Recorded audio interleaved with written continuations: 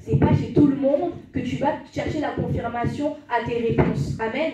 C'est pas chez tout le monde que tu vas demander. Maintenant, imagine que tu n'avais pas cet esprit de vainqueur comme David. Il y a ton grand frère qui te dit, ouais, je connais la malice de ton cœur. Toi, tu vas t'arrêter à ça et tu vas dire, bon, moi, je vais retourner, je laisse seulement la nourriture que j'étais venu laisser et je vais retourner dans le troupeau de mon père. David, il ne s'est pas arrêté à ça. Il n'a pas calculé. Il y a des personnes dans la vie, et ce n'est pas mauvais, il ne faut pas les calculer. Amen. Et ça ne fait pas de toi une personne qui est arrogante, ça ne fait pas de toi une personne orgueilleuse, ça fait tout simplement de toi une personne qui est prudente. Amen. Parce que lorsque tu marches avec Dieu et lorsque tu évolues, on donne souvent l'image de l'aigle. L'aigle, il ne vole pas avec les pigeons. Est-ce qu'on va lui en vouloir parce qu'il ne vole pas avec les pigeons? Mais toi aussi, ne t'en veux pas parce que tu ne peux pas voler avec les pigeons, tu es un aigle. Tu ne peux pas écouter tout le monde. Et ce que je veux dire, c'est qu'il y a des paroles que tu entends toi-même, tu ne calcules pas. Parce que tu sers un Dieu qui dit, tu es la tête et non la queue, en haut et non en bas, que tu es plus que vainqueur, que tu es une merveilleuse créature. Et c'est là d'où l'importance de...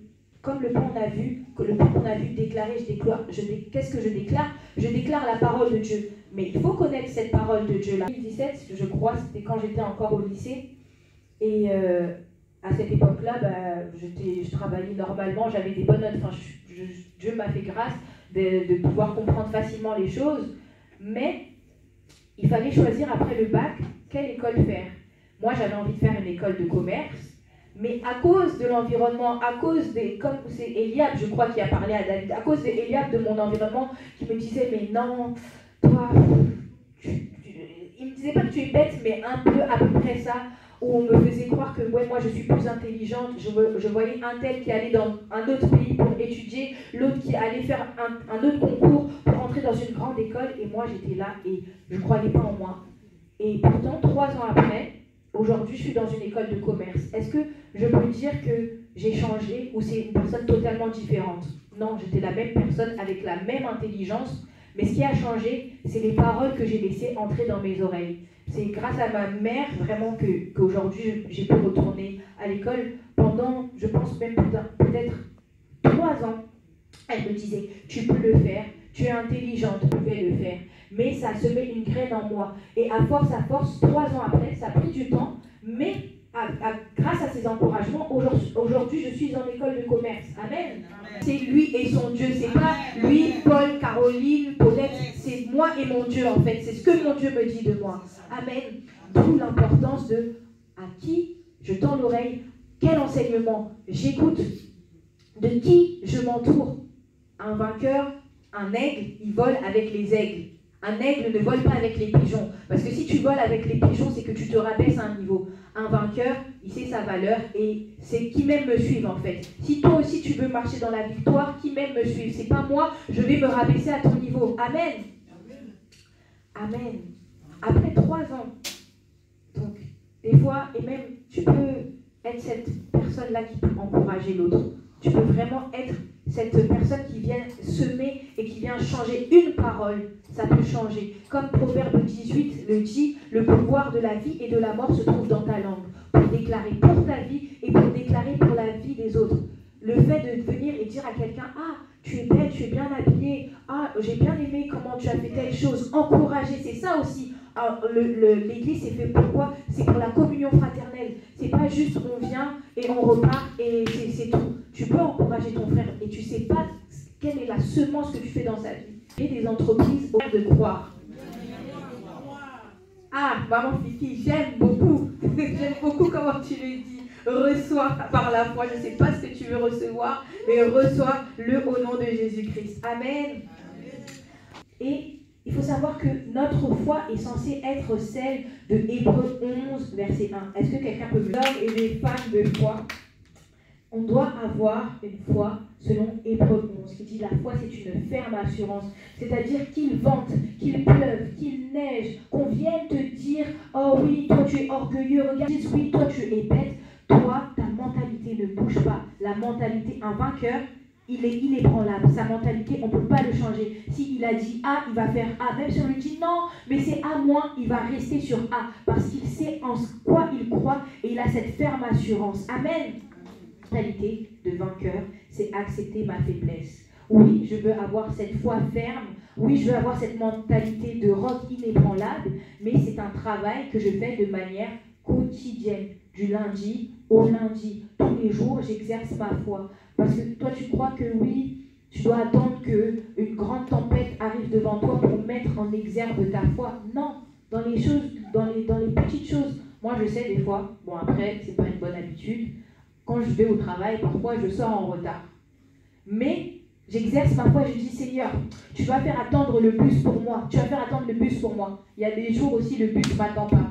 Est-ce que le lendemain, je ne vais pas prendre le bus? Non, je vais toujours prendre le bus. J'ai besoin d'aller au travail. Il y a des jours aussi, le bus, il arrive 5 minutes après moi alors que j'étais en retard. Et c'est là que je vois, ah, ma foi, elle est en train d'être exercée. C'est ça, la mentalité de vainqueur. Tu t'exerces tous les jours dans les choses de la vie quotidienne. Au nom de Jésus, si vous avez trouvé. Amen. L'ange de l'Éternel lui apparut et lui dit, l'Éternel est avec toi, vaillant héros. Amen. Et j'aimerais te dire ce matin, ce n'est pas parce que tu es impuissant aujourd'hui que demain tu le seras. Ce n'est pas parce que tu as perdu une bataille que tu ne vas pas remporter la guerre. Amen. Ce qui est dangereux, ce qui est grave, ce serait de perdre la guerre et d'avoir remporté quelques petites batailles. Tu peux perdre la bataille, mais remporter la guerre, c'est ça qui est le plus important. Ce n'est pas parce que tu es impuissant aujourd'hui que demain tu le seras toujours. Amen. Ici, c'est vraiment l'exemple de la personne qui a un diamant en lui, mais qui l'ignore. Amen. Et peut-être que toi aussi, comme Gédéon, tu te dis, oui, je suis trop nul, je ne suis pas assez intelligent. Dieu te dit, tu es un vaillant héros ce matin. Dieu te dit, change ta mentalité car tu es victorieux. Dieu te dit, avec moi, tu feras des exploits. C'est pas parce que tu es impuissant aujourd'hui que Dieu ne peut pas te dire que tu es un vaillant héros. Dieu n'attend pas que tu sois tout puissant pour te dire que tu es vaillant héros. C'est dans ton impuissance que Dieu t'appelle vaillant héros. Et ce matin, Dieu te dit, vaillant héros, tu as la victoire. Change de mentalité. Amen. Dieu te dit, fortifie-toi car cette fois le juste tombe, mais il se relève. Amen. C'est ça avec Dieu en fait. Dieu t'aime dans ton impuissance. Et c'est dans ton impuissance qu'il te rend plus fort. Amen. Jusqu'au verset 8, 9, je crois. Ce que j'aime, en fait, on voit l'évolution de Gédéon. D'un Gédéon peureux, on a un Gédéon qui s'affirme épreuve après épreuve. Au début, on a ce Gédéon qui dit « Oui, mais non, moi je suis le plus petit. » Après, il dit « Bon, ok, je vais essayer de te croire et montre-moi des signes. » Mais il y a même un passage, et ça m'a fait rire, où Dieu lui dit « Bon, si tu as peur, va avec ton serviteur. » Et jusqu'à ce que, il y a un passage où Gédéon parle à, je ne sais plus si c'est à ses ennemis, mais il parle avec autorité. Tu sens que c'est plus celui qui dit oui, je suis le plus faible, parce que quelqu'un de faible ne peut pas parler avec de l'autorité que Gédéon a parlé. Amen. Et c'est ce que Dieu veut nous faire comprendre ce matin. Une mentalité de vainqueur, ça se construit étape après étape. Tu comprends que la mentalité de vainqueur se construit dans l'épreuve et dans l'adversité. Gédéon, il n'aurait pas pu être celui qui va combattre les Madianites s'il n'était pas passé par des épreuves, par l'adversité. Amen. Apprécie l'épreuve, apprécie l'adversité. Et ça, c'est quelque chose qu'on avait vu lorsqu'on parlait de la persévérance, encore une fois. Apprécie l'épreuve, parce que la persévérance va construire l'espérance, et l'espérance, la victoire dans l'épreuve. Amen. Et nous allons prendre 1 Jean, chapitre 4, au verset 4. La mentalité de vainqueur commence par savoir qui vit en moi. Amen. On dit souvent, oui, c'est plus moi qui vis, mais c'est Christ qui vit en moi. Mais ce matin, c'est quel Christ qui vit en toi en fait? Parce que moi, je sais qu'il y a Christos de Santos au Brésil, Christos de Santos au Portugal. Peut-être que c'est lui qui vit en toi, parce que lorsqu'on te voit face à l'adversité, tu es là et tu dis, ouais, d'abord, avant tu es là, tu dis, oui Seigneur, je te loue, je te bénis, parce que celui qui est en moi, il est plus fort. L'adversité arrive, tu dis, oh, qu'est-ce qui se passe là? Amen. C'est qui vit en toi? Est-ce que c'est Christ de Santos où c'est Jésus-Christ de Nazareth ressuscité le 3e jour, avec une pensée positive qui est éternelle. Amen. Moi, je te parle d'une personne qui te donne la paix qui est éternelle, et c'est Jésus-Christ. Amen. La mentalité de vainqueur, tu ne peux que l'avoir au travers de celui qui donne la victoire. Tu comprends la victoire, tu ne vas pas la chercher tout seul, tu vas la chercher avec Jésus-Christ.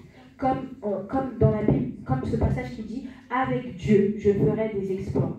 Avec Dieu, je gagnerai la victoire. Avec Dieu, je traverserai cette épreuve. Avec Dieu, je sais que dans la vallée de l'ombre et de la mort, je ne crains aucun mal. Pas alpha et oméga jusqu'au milieu, il va jusqu'au bout. Amen. Apprends à connaître ce Dieu. On est là, on dit oui, je suis en train de dire il est l'alpha et l'oméga, mais il faut expérimenter l'alpha et l'oméga, c'est-à-dire que tu as une situation et tu le mets entre les mains de Dieu et tu n'y touches plus jusqu'à ce que Dieu l'ait solutionné. Mais nous, ce que l'on fait souvent, c'est que tu lui donnes au point A ton problème et à partir du point H où tu vois que c'est un peu compliqué, tu vas reprendre ton fardeau. C'est ce que tu fais. Or que Dieu lui te dit, tu déposes du point A, moi je m'en cherche jusqu'à Z et bien plus. Amen. Je suis sûre que si on pouvait rajouter des lettres à l'alphabet dans ce qui est dans la capacité de Dieu d'agir, il y en aurait encore plein à l'infini, à l'infini, à l'infini. Où nous, ce qu'on fait, c'est, bon, j'ai commencé au point A tout seul, au point H, je me rends compte que j'ai besoin de Dieu. À la limite, je préfère faire ça. J'ai commencé et je laisse Dieu aller jusqu'à la fin. Mais pas, je commence avec, et puis j'enlève mon fardeau et je reprends. C'est quoi ça? C'est pas possible. Je m'y intéressais pas du tout. Je me suis dit, la bourse, c'est pas pour moi. Mais au fur et à mesure que je suis là, je les entends parler des opportunités qu'ils peuvent avoir. Moi aussi, je vais commencer à tendre l'oreille jusqu'au jour où moi-même aussi, je vais m'intéresser dans la finance. Amen. Ou tu es là, tu as des amis qui aiment la mode. Au début, toi, peut-être que tu n'aimes pas la mode. Mais à force de traîner avec eux, à force de rester avec eux, tu vas t'intéresser jusqu'à ce que toi-même, tu vas aller faire du shopping pour être bien apprêté. C'est la même chose. Plus tu restes avec celui qui donne la victoire, plus tu auras cette mentalité de vainqueur. Plus tu restes avec Jésus-Christ, plus tu vas construire une mentalité de vainqueur selon Hébreux 11 qui dit une foi ferme, avec une ferme assurance que personne ne pourra t'ébranler. Amen. Un vainqueur, un aigle, encore une fois, ne vole pas avec les pigeons. Un aigle, il y a des moments, il est seul dans les airs. L'aigle, c'est un animal qui est solitaire. Il est solitaire. Mais toi, on te voit toujours, lundi, je suis avec Colette, mardi, avec Corentin, mercredi. Si tu veux construire ta mentalité de vainqueur, premièrement, il faut que tu arrives à un moment dans ta vie où tu es seul. Et c'est pas juste être seul dans ta chambre et que tu es là et que tu parles pas aux gens, c'est un état d'esprit où tu es seul face à ton Dieu. Comme Pierre, lorsqu'il a marché sur les eaux et avant qu'il regarde en bas, lorsqu'il regardait Dieu et qu'il a pu marcher dans les eaux, c'est ça la mentalité de vainqueur, c'est toi et ton Dieu. Il faut que tu arrives à ce moment à t'isoler du monde pour te retrouver avec ton Dieu. Tu ne pourras jamais construire une mentalité de vainqueur si tu es tout le temps entouré. Amen. Finalement, celui qui a une mentalité de vainqueur, c'est celui qui a du zèle et non de la paresse. Amen. J'aimerais qu'on puisse prendre, je pense que c'est dans Josué chapitre 6. Ne sois pas violent. Toi, tu es violent avec les gens. Tu es là, tu leur parles mal. Tu es violent avec ton ami. Tu es violent avec je ne sais pas qui. C'est avec ta destinée, ta bénédiction que tu dois être violent. C'est ça. Pas être violent dans ton travail et commencer à mal parler aux gens. C'est pas ça. Amen. Celui qui veut avoir une mentalité de vainqueur et qui veut avoir la victoire, c'est celui qui se lève dès l'aurore. Sache que tu es plus que vainqueur par celui qui t'a aimé et cela, ça ne changera jamais. Mais toi, fais le choix de changer ta façon de penser et de croire afin de finalement avoir une vraie mentalité de vainqueur pour pouvoir surmonter toutes sortes d'épreuves. Amen. Est-ce que tu peux acclamer pour toi-même? Amen. Amen. Bénissons encore le Seigneur pour ces paroles si encourageantes. Est-ce que nous pouvons nous lever et nous allons prier? Vous savez, Dieu est simple et les choses de Dieu, c'est dans la simplicité. C'est avec simplicité. Mais dans la simplicité, les choses se passent aussi. Alors, on nous a dit une fois, pendant les cours bibliques, on nous a dit, un chrétien normalement ne peut pas dire qu'aujourd'hui je me suis réveillé du pied gauche. Un enfant de Dieu ne peut pas dire ça.